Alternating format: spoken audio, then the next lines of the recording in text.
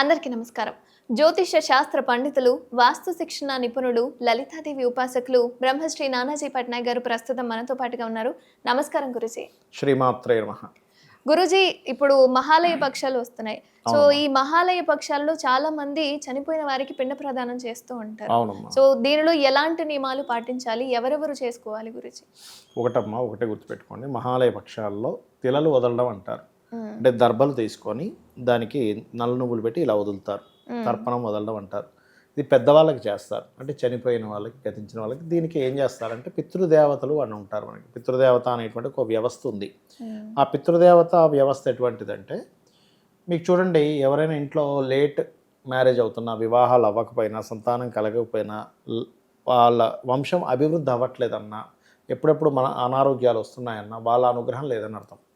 Okay. వాళ్ళ అనుగ్రహం ఉంటే జీవితంలో ఎదుగుదల అనేటువంటిది జరుగుతుంది. శాస్త్రం ఏం చెప్తుందంటే, పితృదేవతలు మనం మాత్రమే కాదు, దేవతలు కూడా పితృదేవతలు చేసుకుంటారు. మీరు దేవతా పూజ ఒకరోజు ఎప్పుడైనా మర్చిపోయిన పెద్ద ఇబ్బంది ఏమి ఉండదు. కానీ పితృదేవతలు చేయకపోతే కనుక మీకు ఫలితం అనేటువంటిది ఉండదు లైఫ్లో. ఇది శాస్త్రవచనం. ఒకే అమ్మవారు, లలిత అమ్మవారే ఇటు దేవతలకి, ఇటు పితృదేవతలకు కూడా తానే అనుగ్రహిస్తుంది. అయితే ఈ పిండ ప్రధానాలు పెట్టేటువంటి విషయాల్లో మనం చూడండి, ఒక్కొక్క ప్రాంతంలో కొన్ని దొరుకుతాయి, కొన్ని దొరకవు. సహజంగా పిండితో పెడతారు, లేదా అన్నంతో పెడతారు పిండాలు. శాస్త్రం ఏం చెప్తుందంటే, ఈ రెండు దొరకనప్పుడు రేగిపళ్ళతో కూడా పెట్టమని చెప్తుంది. లేదా ఈ పిండాలని మట్టి ముద్దతో తయారు చేసి కూడా పెట్టమని చెప్తుంది.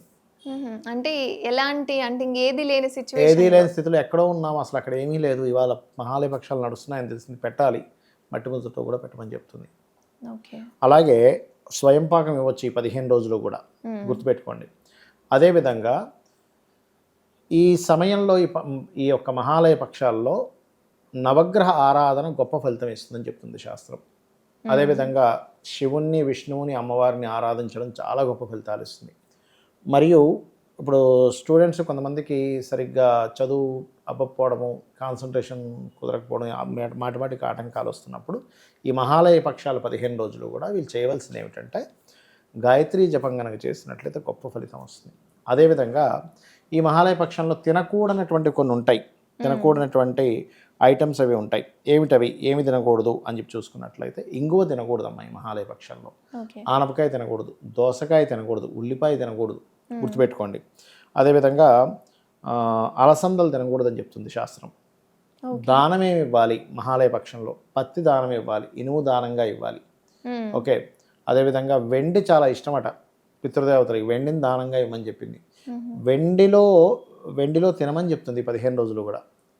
వెండిలో తింటూ వెండిని దానంగా ఇచ్చినట్లయితే మొండి సమస్యలు కూడా పోతాయని చెప్పి శాస్త్రవచనం. ఓకే.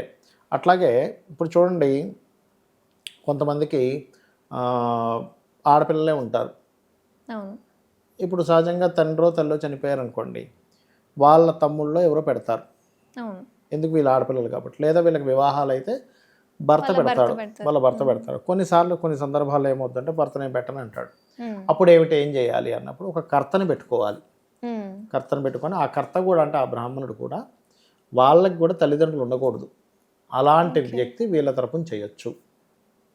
అంటే వాళ్ళ తల్లిదండ్రులకు చేస్తున్న తీరు అవుతుంది అన్న ఉద్దేశంతో ఇలా కర్తను పెట్టుకొని చేసేటువంటి విధానం ఉంటుంది. ఆ రకంగా చేయాలి, గుర్తుపెట్టుకోండి. అదేవిధంగా మరొక విషయం ఏంటంటే, స్వయం పాకము అంటారు. అంటే బియ్యము, 2 రకాల కూరగాయలు, 2 రకాల పప్పులు, ఉప్పు, ఇట్లాంటివన్నీ కూడా దానం ఇవ్వచ్చు. ఇంకొక గొప్ప విషయం ఏంటంటే, మనము ఆవు నెయ్యిని దానంగా ఇవ్వడం, కానీ ఆవు నెయ్యితో దీపం పెట్టడం, ఇట్లాంటివి చేస్తుంటాం కదా. ఈ మహాలయ పక్షంలో పితృదేవతలకి గేదె నెయ్యి బాగా ఇష్టమట. ఓకే. ఆవు నెయ్యి కంటే కూడా దాంతో దీపం పెట్టడం, అది దానంగా ఇవ్వడం అనేటువంటిది గొప్ప ఫలితం. సాధారణంగా మనం వాడం, కానీ పితృదేవతలకి గేదె నెయ్యే ఇష్టం. అయితే ఈ పితృదేవతలు అనేటువంటిది ఎలా అనుకుంటారంటే, అందరూ ఏమనుకుంటారంటే, పితృదేవతలు అంటే మన గతించిన పెద్దలే అనుకుంటారు. కాదు, పితృదేవత వ్యవస్థ అనేటువంటిది ఒకటి ఉంది. ఇప్పుడు మీరు ఏదైనా వాళ్ళ కోసం పెట్టారు, పిండాలో లేకపోతే తిలలు వదలడమో ఏదో చేశారు. చేసినప్పుడు మీరు గనక అన్నం రూపంలోనో చేశారు కదా, దీన్ని ఏం చేయాలని చాలామంది డౌట్ వస్తుంది. వీటిని నీళ్ళలో వేయచ్చు, అగ్నిలో వేయచ్చు, పక్షులకి పెట్టచ్చు, గోవుకి తినిపించవచ్చు, ఇవేవి నాకు దొరకలేదండి, నీళ్ళలో వేడ నీరు లేవు, నాకు దగ్గర అగ్ని లేదు, గోవు లేదు, పక్షులు లేవన్నప్పుడు ఎవరు తొక్కనటువంటి ప్రదేశంలో గొయ్యి తీసి అందులో కూడా వేయచ్చు పిండాలని, ఓకే. కప్పెట్టేసేయచ్చు. అలాగే భూమిలో ఉండేటువంటి కొన్ని వేరే జీవరాశులు తిని తద్వారా మీరు ఏదైతే ఇస్తారో, ఇప్పుడు ఉదాహరణకి ఒక వ్యక్తి మరణించి గొప్ప వ్యక్తి అయ్యి ఆయన దేవతాలోకంలోకి వెళ్ళిపోయాడు అనుకోండి, మీరు పెట్టిన పిండ ప్రధానాలు అక్కడ వాళ్ళకి స్వర్గంలో మరో అమృతంగా మెట్టునెక్కిస్తాయి. మారుతుంది, అమృతంగా మారుతుంది. లేదా ఒక మనిషిగా పుట్టాడు, వాడికి అన్నంగా మారుతుంది. లేదా ఒక రాక్షసుడిగా పుట్టాడు, వాడికి మాంసంగా మారుతుంది. ఒక పాముగా పుట్టాడు, ఆ వ్యక్తికి వెళ్ళి అది దాన్ని ఏదో ఒక ఏమంటారు, విధంగా ఏదో ఒక రూపంలో, అంటే ఉపయోగపడుతుందంటారు. పాముకి ఏంటంటే గాలి రూపంలో మారుతుందట. ఉమ్. ఒక రక్తం పీల్చుకు తినేటువంటిది ఏదైనా పురుగులా పుడితే రక్తంగా మారుతుందట వాళ్ళకి. అంటే మీరు చేసేటువంటి పిండ ప్రధానాలు కానీ పితృదేవతలకు కానీ ఏదైతే చేస్తారో, మీ పూర్వీకులు ఏ జీవం ఎత్తున్నారో, ఏ జన్మను ఎత్తున్నారో వాళ్ళకి అది చేరుతుంది.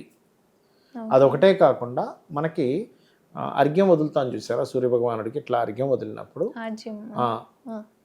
ఏమవుద్దంటే సూర్యుల్లో కూడా కొంతమంది పితృదేవతలు ఉండడము, సూర్యభగవానుల్లో యక్షులు, గంధర్వులు, అమ్మవారు, శివుడు, విష్ణువు, ఎంతోమంది మహర్షులు, అప్సరసలు వీళ్ళందరూ ఉంటారని చెప్పడం జరిగింది. అప్సరసలు వీళ్ళంతా. అయితే ఈ యొక్క పితృదేవతలు కూడా అక్కడ ఉంటారు. ఇలా మనం వదిలినటువంటి తర్పణాలు ఏవైతే ఉంటాయో, సూర్యభగవానుడు చూపిస్తూ ఎప్పుడైతే అర్ఘ్యం వదులుతామో, ఈ వదిలినటువంటిది అక్కడి నుంచి 333 కిరణాలు, చల్లటి కిరణాలు చంద్రుడి మీదకి వెళ్తాయి. అలా వెళ్ళి ఆ చంద్రుడి నుంచి వచ్చేటువంటి కిరణాల ద్వారా ఇక్కడ ఔషధములు పండి మిగతా జీవరాశులందరికీ కూడా మీరు ఇచ్చిన వాళ్ళు అవుతారు, ఫుడ్కి మీరు ఇచ్చినటువంటి తర్పణాలు. అదేవిధంగా మరొకటి ఏంటంటే అమ్మ, చాలామందికి సందేహం ఏంటంటే, మా ఫ్రెండ్ ఒక అతను ఉన్నాడండి, ఆ ఫ్రెండ్ వాళ్ళ ఇంట్లో వాళ్ళు పట్టించుకోవట్లేదు, నేను ఈ మహాలయ పక్షాల్లో చేయొచ్చా? ఖచ్చితంగా చేయొచ్చు. స్నేహితుడికి అన్నట్టు కూడా చేయొచ్చు, వాళ్ళ తరపున తర్పణాలు వదలొచ్చు. ఎందుకంటే వాళ్ళ ఫ్యామిలీలో ఎవరు పట్టించుకోవట్లేదు, కానీ చాలా మంచి వ్యక్తి, సరైనటువంటి జరగవలసినవి జరగలేదు, అతని ఆత్మ ఏమైనా క్షోభిస్తుందేమో, ఎక్కడైనా ఇదైపోయి ఉందేమో అతని ఆత్మ అనుకున్నప్పుడు చేస్తే కనుక వాళ్ళు ఉత్తమ గతులు పొందుతారు. మహాలయ పక్షాల్లో ముఖ్యంగా కనుక తర్పణాలు వదిలినట్లయితే ఇటు 7 అటు 7 తరాలు, ఇంకొంతమంది అయితే అటు 20 తరాలు ఇటు 20 తరాలు కూడా తరిస్తారని చెప్పడం జరిగింది. అదేవిధంగా ఇంకోటి ఏంటంటే, మనము ఎప్పుడైనా సరే దేవత పూజ చేసేటప్పుడు కూడా ఎట్టి పరిస్థితుల్లో శ్రద్ధగానే ఉండాలి. కానీ దేవత కొంత క్షమిస్తుంది, సరే ఏదో చిన్నపిల్లవాళ్ళలాగా ఏదో అటు ఇటు చూసుకుంటున్నాడు అనుకుంటుంది. కానీ పితృదేవతలు అలా కాదట. పితృదేవత ఆరాధన చేసేటప్పుడు మీరు ఏమాత్రం శ్రద్ధగా లేకపోయినా లేచి వెళ్ళిపోతారు. వాళ్ళు కోపగించి లేచి వెళ్ళిపోయారంటే ఆ ఇంట్లో వాళ్ళకి సుఖశాంతులు ఉండవు. మీకు మహాలయ పక్షాల్లో మన ఇంటి బయట వెయిట్ చేస్తుంటారు వాళ్ళు, వీళ్ళు మనకి తర్పణాలు వదులుతారు, పిండ ప్రధానాలు చేస్తారు. అర్థమైందమ్మా? అది కాబట్టి ఏంటంటే ఇవి ఖచ్చితంగా మనం పాటించాలి ఈ 15 రోజులు. అందులో ముఖ్యంగా మహాలయ అమావాస్య రోజు ఇంకా ఖచ్చితంగా చేయాలి, అన్ని విధాలు బాగుంటుంది. ధన్యవాదాలు గురుజీ. శ్రీమాత్రే నమః.